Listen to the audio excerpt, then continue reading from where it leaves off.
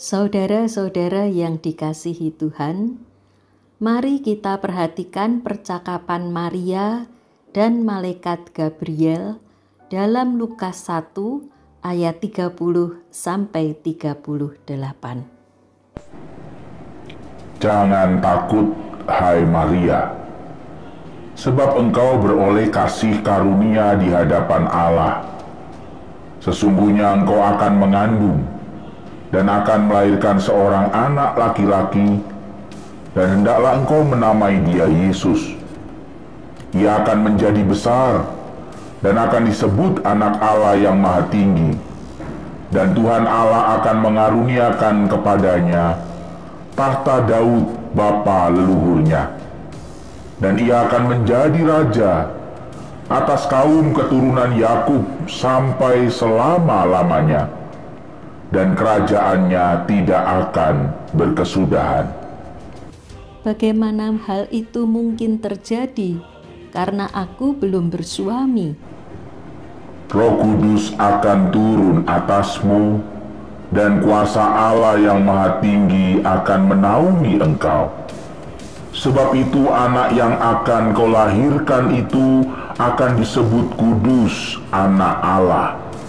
Dan sesungguhnya Elisabet sanakmu itu, ia pun sedang mengandung seorang anak laki-laki pada hari tuanya, dan inilah bulan yang ke-6 bagi dia, yang disebut mandul itu.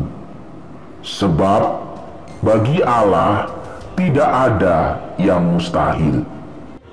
Sesungguhnya aku ini adalah hamba Tuhan.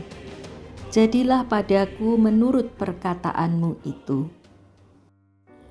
Saudara-saudara yang dikasihi Tuhan, jadilah padaku menurut perkataanmu, merupakan kalimat yang mudah dihafal dan diucapkan oleh tokoh Maria sebagai jawaban kepada malaikat Gabriel dalam drama-drama Natal. Padahal sesungguhnya konsekuensi dari jawaban itu sangat berat. Sebab berita yang disampaikan malaikat Gabriel kepada Maria sangatlah berat. Engkau akan mengandung dan akan melahirkan seorang anak laki-laki, dan hendaklah engkau menamai dia Yesus. Saat itu Maria baru bertunangan dengan Yusuf dan belum hidup sebagai suami istri. Maka kata-kata malaikat itu terasa mustahil. Maria pun menyanggah, bagaimana hal itu mungkin terjadi karena aku belum bersuami. Kalau diringkas satu kata, impossible. Tetapi malaikat Gabriel meyakinkan Maria, Roh Kudus turun ke atas kamu. Bagi Allah tidak ada yang mustahil.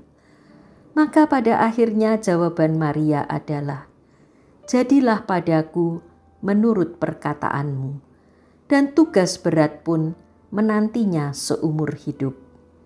Saudara-saudara yang dikasihi Tuhan, seringkali orang-orang masa kini merasa iri dengan Maria yang terpilih menjadi ibu juru selamat. Enak ya, senang ya, keren. Padahal tugas itu berat sekali. Bagaimana menjelaskan tentang kehamilannya itu kepada Yusuf, orang tua, calon mertua? Apakah mereka percaya kata-kata Maria? Ataukah mereka menolak dan menuduhnya mencari-cari alasan? Syukurlah Maria tidak harus menjelaskan semuanya itu, karena malaikat juga datang kepada Yusuf, sebagaimana ditulis dalam Matius 1 ayat 18 sampai 25. Tuhan yang menyelesaikannya bagi Maria. Tapi itu baru permulaan. Untuk selanjutnya, saat bayi Yesus lahir, saat Yesus mulai berusia sekolah dan bahkan menjadi anak Taurat pada umur 12. Bagaimana Yesus saat mulai tampil di depan umum ketika ia sudah dewasa dan bahkan berkarya menjadi juru selamat. Begitu berat yang dirasakan oleh Maria, dan semuanya berpuncak pada salib Yesus, kematian dan kebangkitannya. Sungguh berat yang dialami oleh Maria, menjadi ibu dari Juru Selamat. Kalimat "jadilah padaku menurut perkataanmu" bukanlah sesuatu yang mudah. Saudara-saudara yang dikasihi Tuhan, mari kita memandang kepada orang lain, jangan dengan iri karena melihat enaknya dia, hebatnya dia, kerennya dia. Sebab setiap orang ada kelebihannya, tapi juga ada kekurangannya dan pergumulannya. Maria yang dipilih Tuhan menjadi ibu dari Juru Selamat, memiliki tugas dan tanggung jawab yang besar dan berat. Kita masing-masing dipilih oleh Tuhan untuk tugas dan peranan tertentu. Tidak ada orang yang persis sama. Mari kita jalani dengan berfokus pada Tuhan, agar apa yang kita lakukan sesuai dengan kehendak Tuhan. Kita menyesuaikan diri dengan kehendak Tuhan. Kata-kata Maria, "Jadilah padaku menurut perkataanmu," mirip dengan doa Yesus di Taman Getsemani. Bukanlah kehendakku, melainkan kehendakmu lah yang terjadi. Lukas 22 ayat 42. Kiranya itu juga yang menjadi doa kita.